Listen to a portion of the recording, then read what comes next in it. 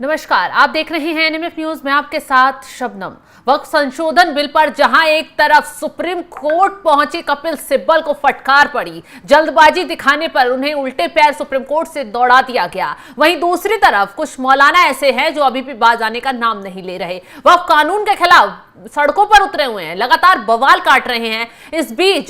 जमीयत उलेमाए हिंद के मौलाना अरशद मदनी जो हैं वो सुप्रीम कोर्ट पहुंच गए हैं और सुप्रीम कोर्ट में याचिका दायर कर जल्द वक्फ कानून के खिलाफ कार्रवाई की मांग की है, मतलब कि वक्फ कानून पर सुनवाई की मांग की है। और मौलाना साहब कह रहे हैं कि ये कानून रद्द हो जाना चाहिए क्योंकि ये कानून जो है मुसलमानों के खिलाफ है और इस कानून से मुसलमानों को नुकसान पहुंचाया जाएगा। हालांकि इस कानून में ऐसा कुछ है नहीं जिससे आम मुसलमानों को तकलीफ होगी, क्योंकि कहा यही जा रहा है कि इस कानून से उन लोगों को तकलीफ होगी जो वक्फ की जमीन पर लगातार वक्फ की जमीन को गलत इस्तेमाल में ले रहे थे, वक्फ की जमीन पर जो है धड़ल्ले से अवैध कामों को कर पैसा कमा रहे थे।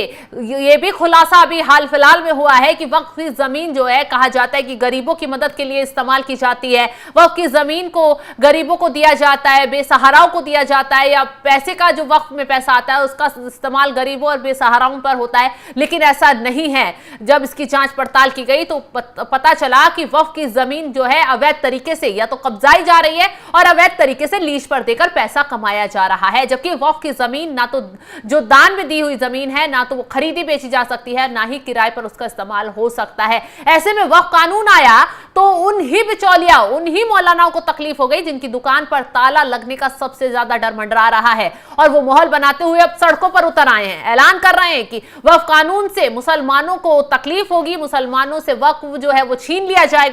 उनकी संपत्तियों को खतरा हो जाएगा। इस तरीके की अफवाह फैलाते फैलाते अब सुप्रीम कोर्ट की दहलीज तक मौलाना मदनी पहुंच गए हैं और सुप्रीम कोर्ट में याचिका दायर की, जल्दबाजी में इसकी सुनवाई की मांग कर डाली है, तो जिससे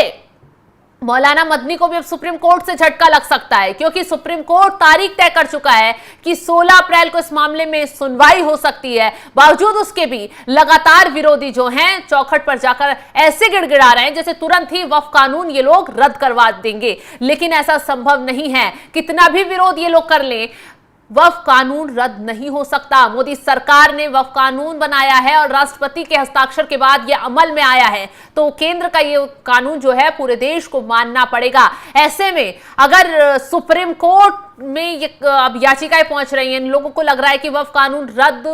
सुप्रीम कोर्ट कर देगा। हालांकि सुप्रीम कोर्ट के पास पावर जरूर है, लेकिन वहां पर यह दिखाना होगा कि यह कानून जो है संविधान को चुनौती दे रहा है, लेकिन कहीं भी इस कानून में ऐसा कोई प्रावधान नहीं किया गया है जो संविधान को चुनौती दे, जिससे ये कानून रद्द नहीं हो सकता। मदनी की याचिका में क्या कुछ अपील सुप्रीम कोर्ट से की गई है वो भी आपको बता देते हैं। तो कोर्ट में जो याचिका लगाई गई है उसमें कहा गया है कि इसमें कानून की संवैधानिकता को चुनौती दी गई है और बता दें इसमें कहा गया है इस कानून में एक नहीं बल्कि भारत के संविधान के कई अनुच्छेदों, विशेष रूप से अनुच्छेद 14, 15, 21, 25, 26, 29 और 301 के तहत प्रदत्त मौलिक अधिकारों का घोर उल्लंघन किया गया है, जो मुसलमानों के धार्मिक और सांस्कृतिक अधिकारों की पहचान के लिए खतरा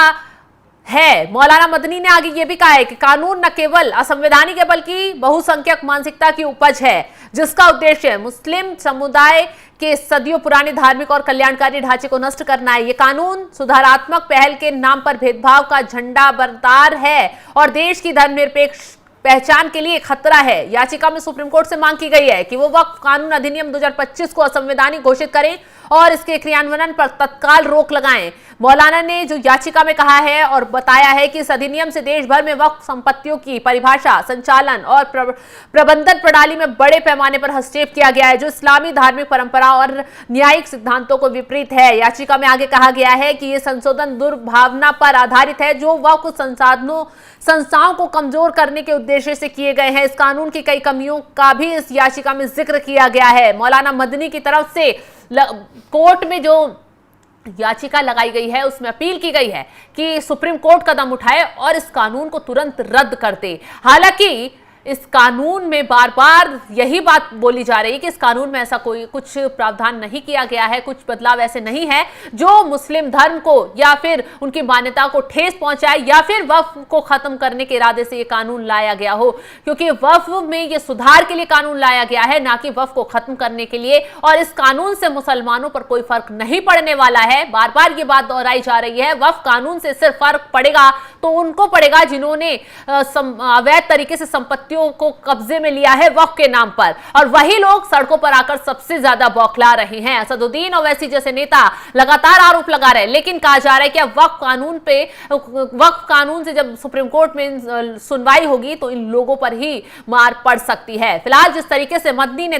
तमाम तरीके के आरोप सुप्रीम कोर्ट में पहुंचकर अब याचिका में लगाए हैं, उस पर आपका क्या है कहना? कमेंट कर अपनी राय जरूर बताएं और तमाम खबरों की अपडेट के लिए आप जुड़े रहें हमारे साथ। नमस्कार।